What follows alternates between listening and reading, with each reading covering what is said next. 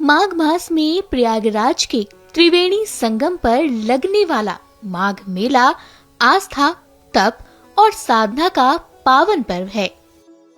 कुंभ के छोटे रूप माने जाने वाले इस मेले में संगम स्नान से पाप मुक्ति और मोक्ष की कामना की जाती है।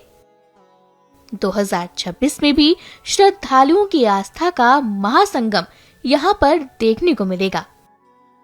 ऐसे में साल 2026 में यह आयोजन 3 जनवरी से होने जा रहा है, जो फरवरी 2026 तक चलेगा। बता दें कि धार्मिक दृष्टि से त्रिवेणी संगम में स्नान का विशेष महत्व माना जाता है, जिसके लिए देखिए कैसे अब माघ मेले के प्रारंभ से पहले ही साधुओं और संतों का आगमन शुरू हो गया है।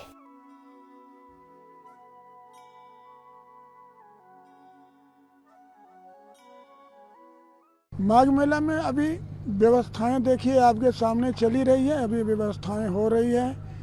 3 जनवरी से माघ मेला का जो है कि स्थापना चालू हो जाएगी और 3 फरवरी तक रहेगा। साधु के यहाँ शुरुआत जैसा कुछ नहीं होता है, क्योंकि साधु किसी नए घर को तो बनाता नहीं है।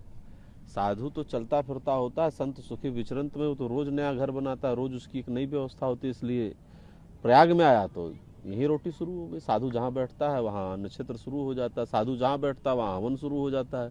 साधु जहाँ बैठता है वहाँ यज्ञ शुरू हो जाता है। साधु बैठेगा तो भजन कीर्तन सत्संग शुरू होगा।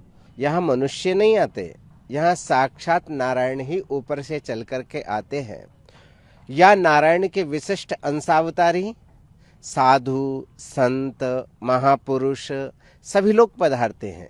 अथवा नर के रूप में भी इस पूरे पावन क्षेत्र में जो प्रवेश कर पाते हैं, हमको ऐसा लगता है कि वो दानव नहीं है, वो मानव साधारण नर नहीं है, मानव नहीं है, अपितु विशिष्ट चिदंश भगवान के अनुग्रह भाजन पात्र ही है।